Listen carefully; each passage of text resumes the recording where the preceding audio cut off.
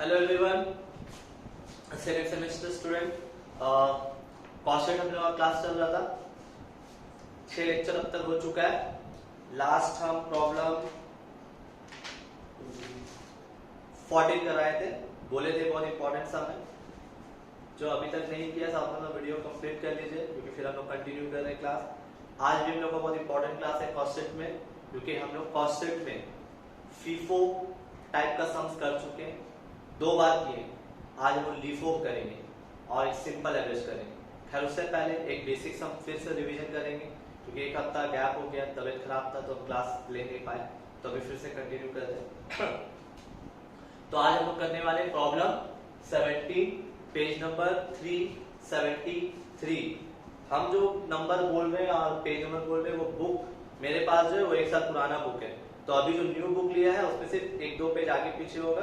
तो हम ग्रुप में जो क्वेश्चन देंगे उससे मिलाकर आप लोग अपने नंबर, जिन लोगों के पास नया बुक है, ग्रुप का फोटो से चेक करके नंबर को मैच कर लीजिएगा, ठीक है। तो फॉर्मेट ऑलरेडी पहले से पूरा रेडी रखा है, बस हम लोग सम स्टार्ट कर रहे हैं क्वेश्चन में। तो ये वाला ज्यादा हार्ड सम नहीं है, बस इसमें भी कुछ एक इंपॉर्टेंट टॉपिक की वजह से ये वाला सम करा रहे हैं, पर इसमें भी कुछ इंपॉर्टेंट बात है जो ध्यान देना पड़ेगा आपको। जैसे कि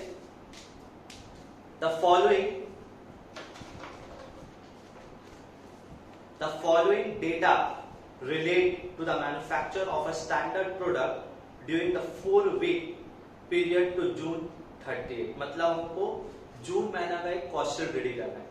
डेटा दिया हुआ है, हम फॉर्मेट को रेडी कर लिया है, बस फॉर्मेट में पुट करेंगे और सॉल्व करेंगे। सही से पहले अच्छे से समझिएगा। जहां पर भी डाउट रहेगा वीडियो को पॉज करके एक बार देख लीजिए, हमको मैसेज करके पूछ सकते हैं आप लोग। Number 1, raw material consume. Raw material consume वो लोग पूरा फाइंड आउट करके दिया है। रॉ मटेरियल कंज्यूम, तो रॉ मटेरियल कंज्यूम कहाँ आएगा? मटेरियल कंज्यूम के अंदर raw material consume, raw material consume 4000। Next,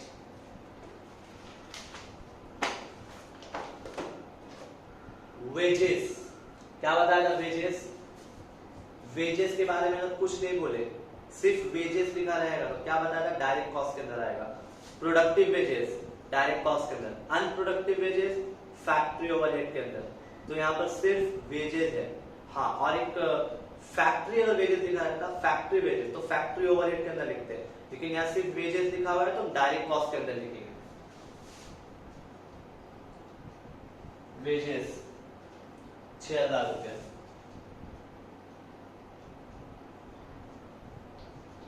next, machine our work. Machine जो है काम किया है, तो बताइए मशीन कहाँ पे काम करता है? फैक्ट्री के अंदर। तो हम सब कहाँ लिखेंगे? फैक्ट्री के अंदर। लेकिन पूरा सुनो, मशीन आवर वर्क 1000 घंटा।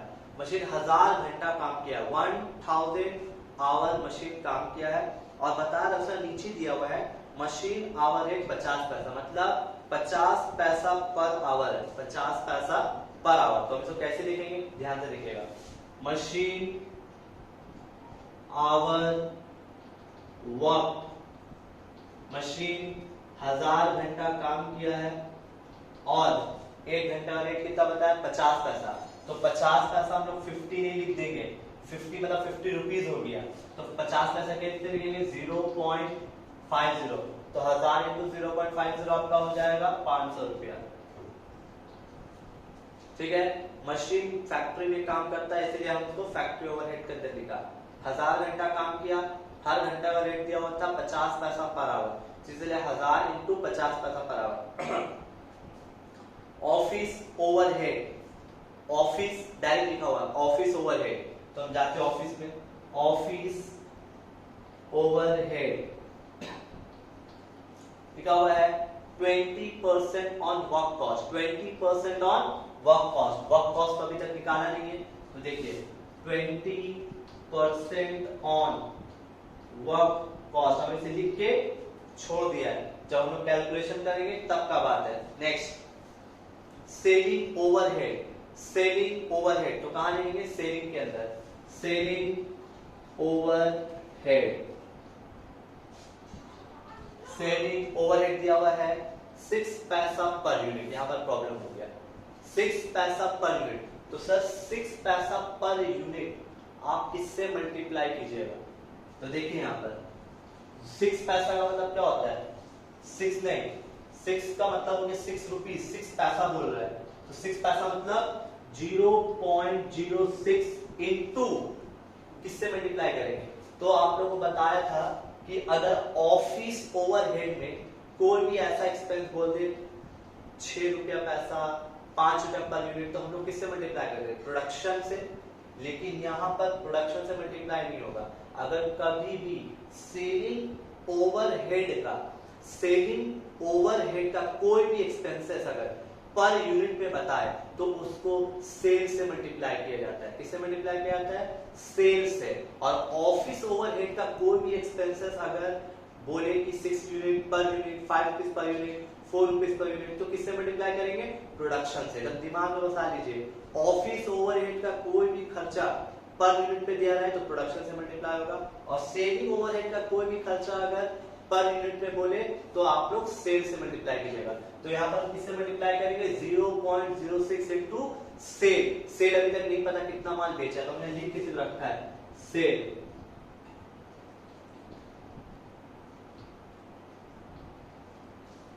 आगे बढ़ते हैं।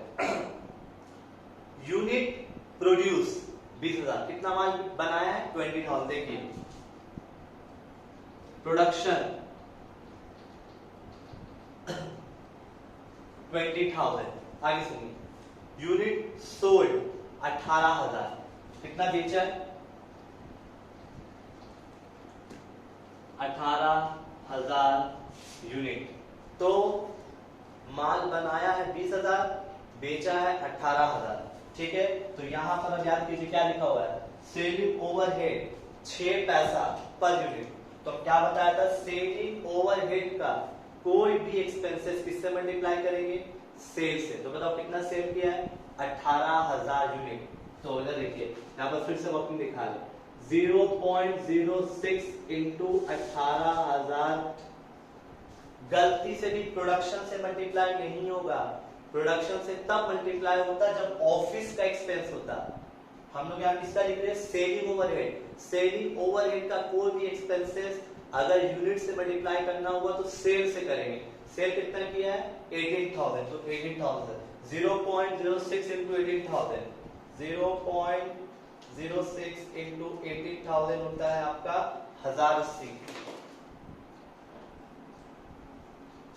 क्वेश्चन खत्म। और क्वेश्चन कुछ नहीं दिया। You are required to prepare a question. अब देखिए, सबसे पहले यहां देखिए, रॉ मटेरियल कंज्यूम में एक ही आइटम है और कोई है, क्लोज कर देंगे इसको। तो ये मेरा क्या आ गया? Raw material consume 4,000 plus 6,000 10,000। इसको क्या नाम देंगे? Prime cost. अब इसको ऐड करेंगे 10,500, तो क्या नाम दे देंगे? Work cost. अब यहां पर देखिए, ऑफिस का खर्चा क्या बोला था? 20% ऑन वर्क कॉस्ट। तो वर्क कॉस्ट तो नहीं पता था, लेकिन अब निकल गया। कितना आया वर्क कॉस्ट? 10,500। तो 10,500 का 20%, चलिए हम आपको दिखा दे रहे हैं। 20% ऑफ 10,500 तो कितना हो जाएगा? 10,500 का 20% 2100। अब इसको स्क्वायर करेंगे 10,500 प्लस 2100 12,600। इसको क्या बोलेंगे? Cost of production. और अगर आप लोग याद कीजिए, कॉस्ट ऑफ प्रोडक्शन के बाद दो आइटम आता है, opening stock of finish good, closing stock of finish good. यहां पर नहीं दिया हुआ है, लेकिन यही वजह से मैं क्वेश्चन करा रहे। देखिए, इस सम में मेरे पास पहले से कोई माल नहीं था, कोई ओपनिंग स्टॉक नहीं था, सिर्फ यहाँ पर दो ही बात बताया कि हम ई महीना 20,000 माल प्रोडक्शन किए, लेकिन बेचा कितना? 18,000। इसका मतलब क्या होता है कि हम 20,000 माल बनाया लेकिन बेचा 18,000। अभी भी गोडाउन में 2,000 माल बचा हुआ, मतलब क्लोजिंग स्टॉक अभी भी 2,000 है। अभी भी क्लोजिंग स्टॉक कैसे समझा? क्योंकि माल बनाया 20,000, बेचा 18,000। इसका मतलब क्या है? 2,000 माल अभी भी बचा हुआ, क्लोजिंग स्टॉक 2,000 यूनिट अभी भी है। तो इसीलिए यहाँ पर ओपनिंग तो नहीं आएगा लेकिन क्लोजिंग स्टॉक आएगा। फिर ये प्लस शो कर दे रहे, plus opening stock of finished goods nil minus closing stock of finished goods.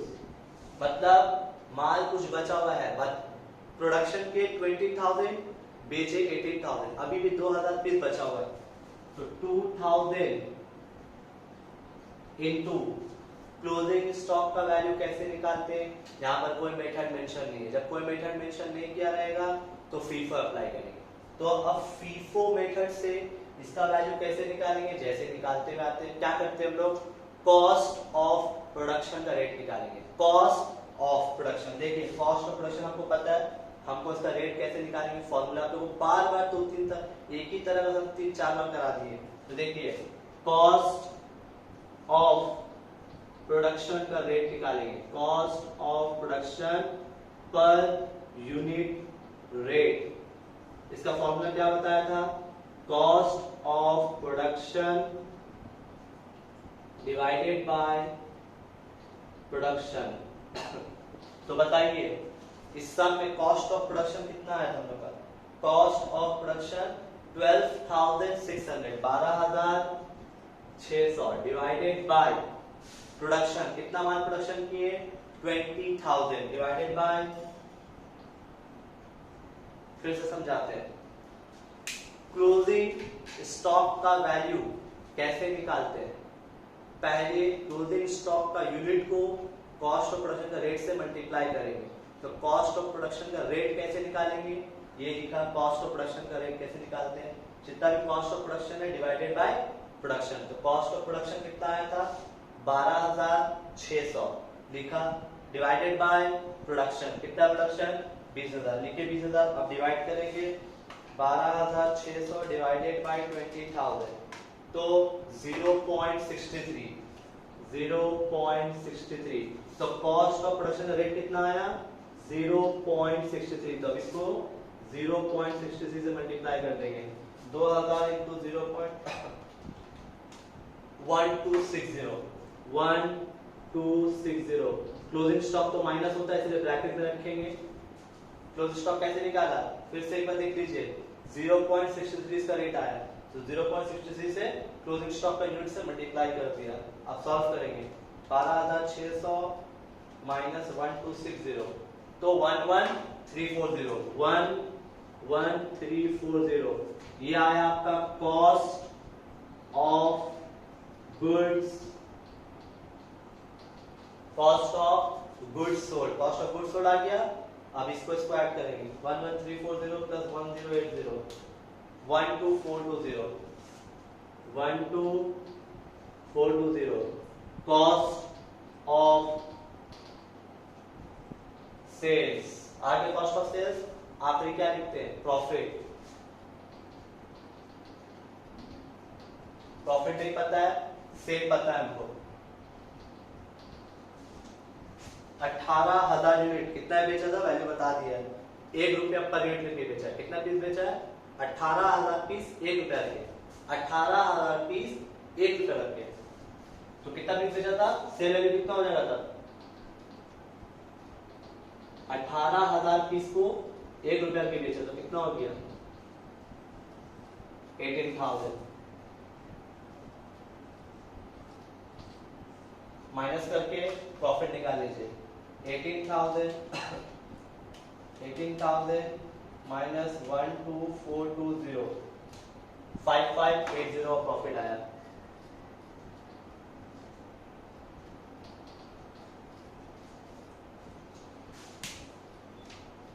तो ये सम में सबसे इंपॉर्टेंट बात क्या था?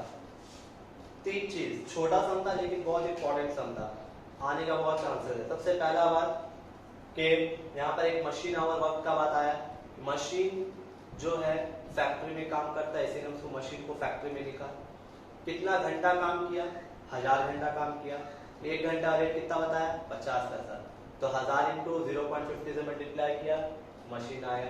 उसके बाद यहाँ पर ऑफिस का खर्चा डायरेक्ट नहीं बोला, 20% on work cost, 20% on work cost नहीं पता था तो हम यहाँ पर लिख के छोड़ दिए थे। फिर यहाँ पर एक और बात क्या आया कि सेलिंग का जो खर्चा है बोला 6 पैसा पर यूनिट, तो हम क्या बताया कि सेलिंग ओवरहेड का कोई भी एक्सपेंसेस अगर पर यूनिट पे दे तो सेल से मल्टीप्लाई करेंगे, और अगर ऑफिस का कोई एक्सपेंसेस अगर पर यूनिट पे देता तो हम लोग प्रोडक्शन से मल्टीप्लाई करते। ये आपको दिमाग में रखना है। ये एक बात हो गया। और एक इंपॉर्टेंट क्या है इसमें कि इसमें क्लोजिंग स्टॉक के बारे में बोला नहीं था, तो हम लोग अपना खुद से जजमेंट दिए, क्योंकि इसमें इस सम में क्या देखा कि पहले का कोई माल नहीं था, 20,000 माल बनाया, बेचा 18,000, तो इसका मतलब क्या है 2,000 माल अभी भी बचा हुआ है, तो इसको हम लोग क्या बोला? Closing stock. अब क्लोजिंग स्टॉक का वैल्यू किस बेसिस पे करेंगे? क्वेश्चन में जो बताया नहीं है तो लोग फीफो का बेसिस पे किया। फीफो का बेसिस में कैसे करते हैं? जैसे करते हैं कॉस्ट ऑफ प्रोडक्शन का पर रेट निकाला, फिर उसका रेट से मल्टीप्लाई करके सॉल्व कर दिया। इसको कॉपी कर लीजिए। नेक्स्ट सम हम लोग लीफो पे करने वाले हैं, very important.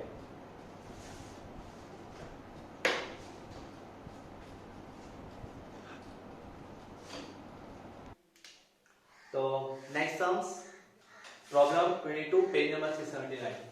Problem 22 page number 379, very important sum लीफो। अभी से लेके भी 3 सम या 2 सम जो भी करेंगे सब लीफो पे करेंगे। हम लोग जितना सम किया सब फीफो पे कर रहे थे, अब हम लोग का सम स्टार्ट हो रहा है लीफो पे, वेरी इंपॉर्टेंट। ठीक है, तो सम ज्यादा टफ नहीं है, खाली जस्ट एक ही जगह चेंज होगा, बाकी सब कुछ जैसे होता था वैसे ही होगा। तो देखिए, the Tripathi electrical limited manufacture one product, a summary of it activities for 2017, मतलब पूरा 2017 का आपको कॉस्ट रेडी करना है। The Tripathi limited is given sale 80,000 unit, पहले बता दिया 80,000 पीस माल बेचा है। सेल 80,000 यूनिट्स, 80,000 पीस माल बेचा है 8 लाख रुपया में।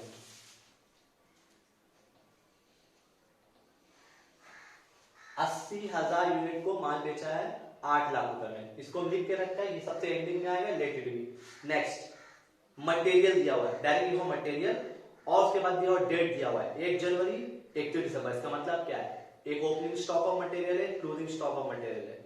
मटेरियल से रिलेटेड है तो मटेरियल में ही जाना चाहिए। तो ओपनिंग है, ओपनिंग ऐड होता है, क्लोजिंग क्या होता है? लेस होता है। तो पहले हम कैसे समझा ओपनिंग है? 1 जनवरी मतलब ओपनिंग, 31 दिसंबर क्या हो गया? क्लोजिंग हो गया। तो पहले दिया हुआ है opening stock of raw material, कहां आएगा opening stock of raw material? यहां आएगा opening stock of raw material 40,000।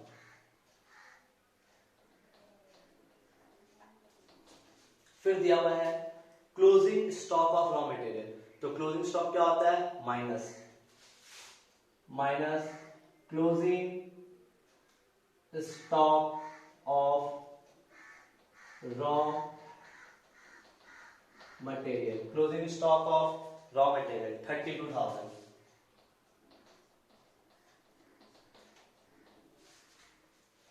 Opening stock of raw material at closing stock of raw material less. Work in progress, तो WIP में क्या समझाया था कि वर्क इन प्रोग्रेस कहां आता है? फैक्ट्री में आता है। कहां पर आता है? फैक्ट्री में आता है। उसका भी 2 दिया हुआ है, 1 जनवरी 31 दिसंबर। 1 जनवरी मतलब ओपनिंग, 31 दिसंबर मतलब क्लोजिंग। तो चलिए लिखते हैं ओपनिंग स्टॉक ऑफ WIP दिया हुआ है 55,000। फिर दिया हुआ है closing stock of WIP 72,000 minus closing stock of WIP 72,000।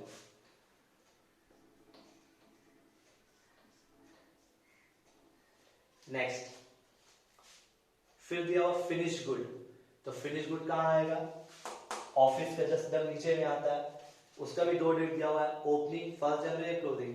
Opening stock of finish good, opening stock of finish good, तो हम देखिए कहाँ लिख रहे हैं, opening stock of finished goods, unit दिया हुआ है 16,000 यूनिट, 16,000 यूनिट्स, जिसका वैल्यू है 64,000। ओके, फिर दिया हुआ है closing stock of finish good, closing stock 24,000 unit minus closing stock of finished goods 24,000 units, लेकिन वैल्यू नहीं पता है, तो यही इसलिए तो सम करा रहे, क्योंकि आपको क्लोजिंग स्टॉक का वैल्यू नहीं पता रहेगा। वो हम लोग कैसे निकालते हैं, बाय फीफो और बाय लीफो और बाय सिंपल एवरेज, तो हम लोग फीफो कर चुके हैं, ये सब में लीफो है, तो अब इसको छोड़ देते हैं, कैसे निकलेगा बात की बात है। मटेरियल परचेज, तो मटेरियल परचेज मतलब मटेरियल जो परचेज करते हैं कहाँ लिखते हैं हम लोग, रॉ मेटेरियल कंज्यूम लिखते हैं, तो वहां लिखेंगे material purchase, material purchase 1,52,000।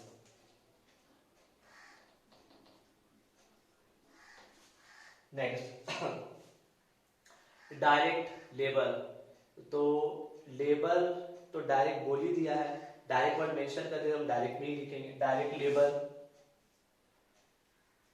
Direct labour 1,45,000। Next manufacturing overhead, manufacturing, तो बताओ मैन्युफैक्चरिंग मतलब जहां पर माल बनता है, माल कहां बनता है, फैक्ट्री में, तो हम इसको कहां लिखेंगे, फैक्ट्री ओवरहेड में। लिखा हुआ है मैन्युफैक्चरिंग ओवरहेड, तो मैन्युफैक्चरिंग का मीनिंग होता है जहां पर माल बनता है, तो माल बनता है कहां पर, फैक्ट्री में, तो ये खर्चा कहां का है, फैक्ट्री ओवरहेड लिखेंगे, फैक्ट्री ओवरहेड में लिखेंगे manufacturing overhead, manufacturing overhead 1,08,000। Next selling expense, selling expense 50,000, तो सेलिंग एक्सपेंस मतलब सेल्स रिलेटेड, तो सेल्स रिलेटेड कहां आएगा, इधर आएगा, सेलिंग एक्सपेंस, सेलिंग एक्सपेंस आपका दिया हुआ है 50,000।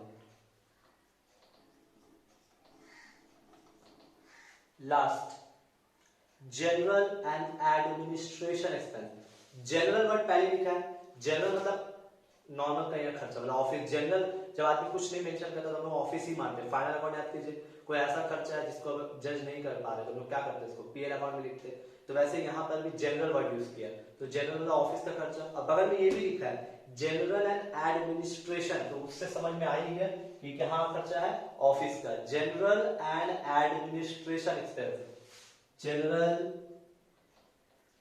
एंड एडमिनिस्ट्रेशन एक्सपेंस, तो जनरल एडमिनिस्ट्रेशन एक्सपेंस है 40,000। बस और कुछ नहीं, क्वेश्चन कंप्लीट, खत्म। बस अब आपको एक एंडिंग में बात बोला है कि कॉस्ट ऑफ गुड्स सोल्ड, जो आप कॉस्ट यहाँ पर वैल्यू निकाली है क्लोजिंग स्टॉक का, वो लीफो पे निकालने बोला है। बाकी अगर आप देखिएगा जो सम्स किया पूरा सेम है जो पिछला सम है, बस सिर्फ फर्क क्या है, हम लोग जो नॉर्मल सम करते आ रहे पूरा वैसे ही सम है, सिर्फ यहाँ पर एक चीज चेंज हुआ है कि क्लोजिंग स्टॉक का वैल्यू फीफो की जगह लीफो से निकालने बोला, लास्ट इन फर्स्ट आउट। तो आगे बढ़ाने से पहले सम देखिए कैसे करेंगे, सबसे पहले सॉल्व करेंगे, ऐड करते हैं 40,000 माइनस 32,000 प्लस 1,52,000, तो 1,06,000। तो क्या बोलेंगे, raw material consume, raw material consume. Okay, अब इसको ऐड करेंगे 1,60,000 प्लस 1,45,000 3,05,000। इसको क्या नाम देंगे? Prime cost.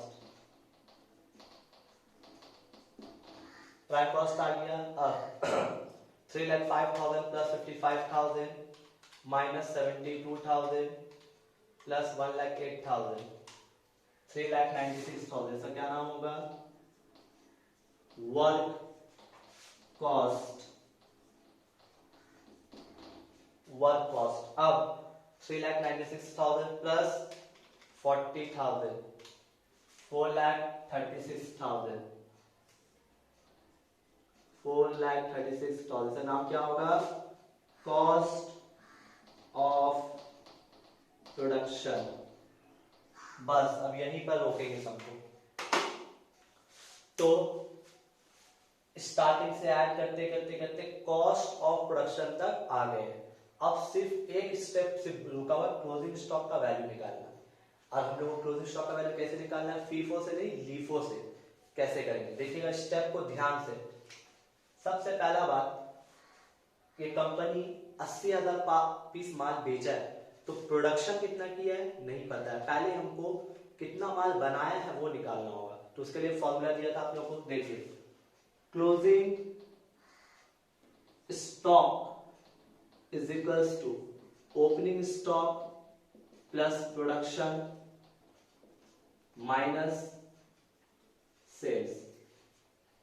तो ध्यान से सुनिएगा, क्लोजिंग स्टॉक कितना है? 24,000 यूनिट। क्लोजिंग स्टॉक कितना है? 24,000 unit. 24,000 is equals to opening stock कितना है? Opening stock 16,000 unit plus production नहीं पता है माइनस सेल कितना है? 80,000।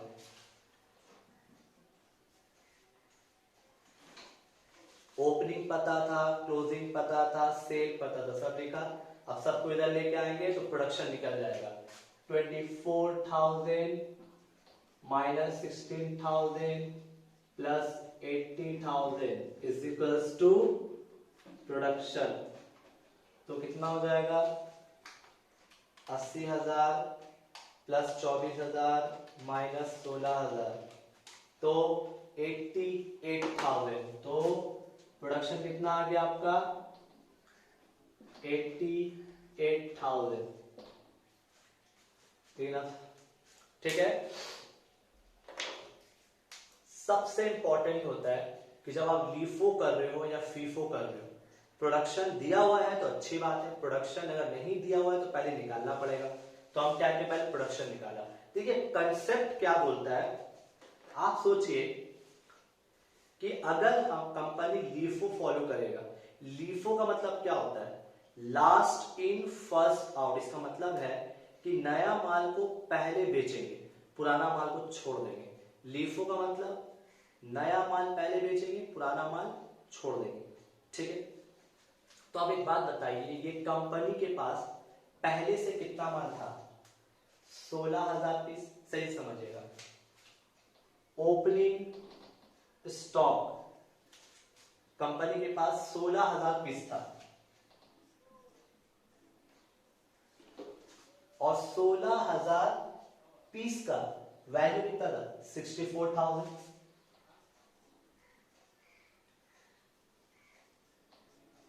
लेकिन एक पीस का रेट क्या था? तो पता कर लो, 64,000 डिवाइडेड बाय 16,000 मतलब 4 रुपए 4 पर यूनिट। फिर से बता रहे, ये कंपनी के पास पहले से कितना माल था? 16,000 पीस, जिसका वैल्यू कितना है? 64,000। तो एक पीस का रेट क्या होगा? 4 डिवाइड कर दिया, 64,000 डिवाइडेड बाय 60,000 तो एक पीस का रेट 4 रुपया। उसके बाद ये कंपनी फिर माल बनाया। कितना माल बनाया? प्रोडक्शन 88,000। देखिए प्रोडक्शन 88,000 पीस बनाया। कितना करके? प्रोडक्शन, प्रोडक्शन मतलब कितना माल बनाने में खर्चा किया, तो कॉस्ट ऑफ प्रोडक्शन। देखो यहाँ लिखा हो प्रोडक्शन, प्रोडक्शन का कितना खर्चा होगा, तो प्रोडक्शन करने में कॉस्ट कितना आया 4,36,000, 4,36,000। तो एक पीस का रेट क्या होगा, मतलब जब ये कंपनी काम स्टार्ट किया तो पहले से उसके पास माल था 16,000 पीस, जिसका एक पीस का रेट था 4 रुपया। फिर ये साल नया माल बनाया 88,000, तो 88,000 में इतना रुपया वो लोग खर्च किया 4,36,000। तो एक पीस का रेट कैसे निकालें, डिवाइड कर दो, 4,36,000 डिवाइडेड बाय 88,000, तो एक पीस का रेट आया 4.95। तो मतलब फिर से सुनिएगा, पुराना माल 16,000 पीस था, 16,000 पीस का वैल्यू कितना था 64,000, तो एक पीस का रेट कितना आया 4 रुपया डिवाइड करके। फिर कंपनी ये साल कितना माल बनाया 88,000 पीस, 88,000 पीस पे खर्चा कितना किया 4,36,000, तो एक पीस का रेट कैसे पता किया, इससे इसको डिवाइड कर दिया। मतलब कंपनी के पास आज 16,000 पीस पुराना माल है और 88,000 पीस नया माल है। अब कंपनी क्या करेगा, बेचेगा, तो कंपनी बेचा कितना पीस है 80,000 पीस, कितना माल बेचा है 80,000 पीस। तो इसका मतलब कंपनी जब 80,000 पीस बेचा है तो कौन वाला माल बेचा होगा, फीफो कर रहे हैं लीफो कर रहे हैं, हम लोग कर रहे हैं लीफो। लीफो मतलब वो नया माल पहले बेचेगा। तो बताओ इस दोनों में से नया माल कौन है, ये वाला नया माल है।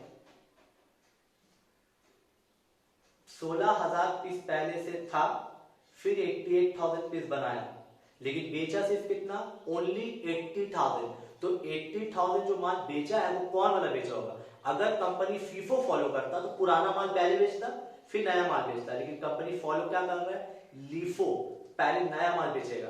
तो यहां पर कंपनी माल कितना बेचा है 80,000 पीस, तो 80,000 पीस कहां से बेचेगा, लीफो का मतलब नया माल पहले, तो नया माल 88,000 पीस में से 80,000 पीस बेच दिया। 88,000 माल बनाया लेकिन बेचा कितना सिर्फ 80। इसका मतलब क्या है कि पुराना माल अभी का अभी भी पड़ा हुआ है।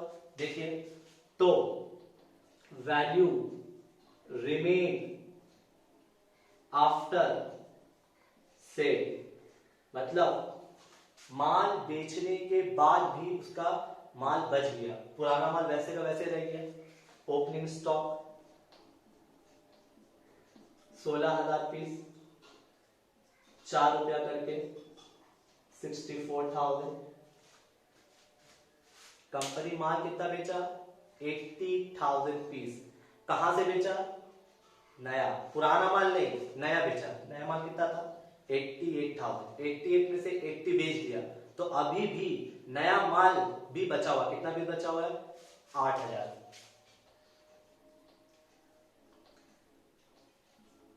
8,000 पीस बचा हुआ है और नया वाला माल का रेट क्या है 4.95।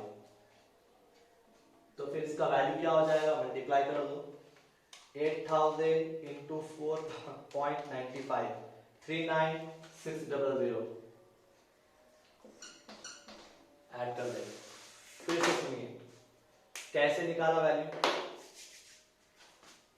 पहले कंपनी चेक किया कि मेरे पास पुराना कितना माल है, पुराना माल 16,000 पीस था जिसका वैल्यू कितना बताया 64,000, तो मैं एक पीस का रेट निकाल लिया 4 रुपीज। फिर कंपनी इस साल कितना माल बनाया 88,000 जिसका वैल्यू कितना था 4,36,000। एक पीस का रेट कैसे निकाला डिवाइड करके।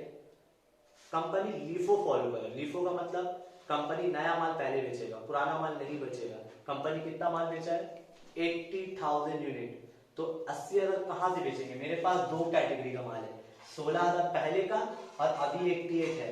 हम पुराना माल नहीं बेचेंगे, आई एम फॉलोइंग लीफो, हम नया माल पहले बेचेंगे। तो पुराना माल वैसे का वैसे रखा गया, 88,000 में से हम 80,000 बेच दिया, 88,000 में से 80,000 बेच दिया। इसका मतलब क्या है कि पुराना माल वैसे का वैसे बचा हुआ है और नया माल जो आपके पास 88,000 था उसमें से 80 बेच दिया, तो अभी भी नया माल में से भी आपका 8,000 पीस बचा हुआ है। तो इसका मतलब पुराना माल का वैल्यू लिख दिया और जो बचा हुआ माल है दैट इज 8000, तो उसका रेट पता था, मल्टीप्लाई किया तो वैल्यू आ गया। अब क्या करेंगे, दोनों को ऐड करेंगे। 9 10 13 103, तो अब हम यहां पर WN लिखा,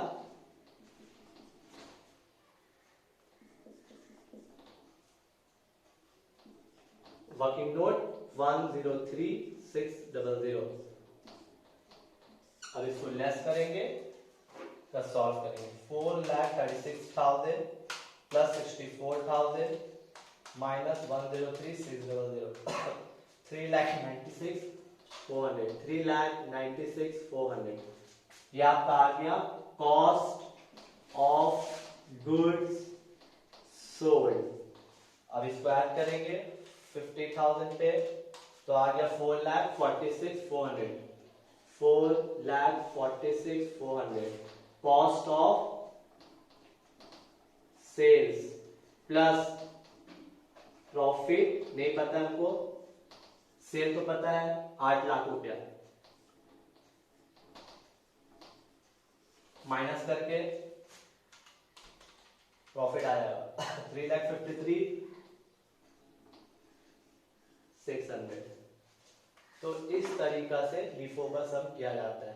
वर्किंग नोट में जरा सा मिस्टेक में सही से वर्किंग नोट कॉपी कीजिएगा। LIFO करने के लिए प्रोडक्शन पता होना चाहिए, पुराना माल कितना है, नया माल कितना है। LIFO में हम लोग पुराना माल नहीं बेचेंगे, नया माल बेचेंगे। नया माल बेचने के बाद भी नया माल कुछ रह जाता है, पुराना माल वैसे पड़ा रहता है, इसीलिए पुराना माल का वैल्यू कॉपी किया और नया माल में से जो बेच दिया उसको हटा दिया, जो बच गया वो वाला लिख के उसका नया रेट से मल्टीप्लाई कर देते हैं। ठीक है, ऐसे अभी और एक और 2 सम होगा, वो भी LIFO पे कराएंगे। जिसको अगर भी अभी भी डाउट है तो नेक्स्ट सम में अपना डाउट को क्लियर कीजिए, इसको अच्छे से कॉपी कर लीजिए, कॉपी करके फिर नेक्स्ट सम में LIFO पे करेंगे।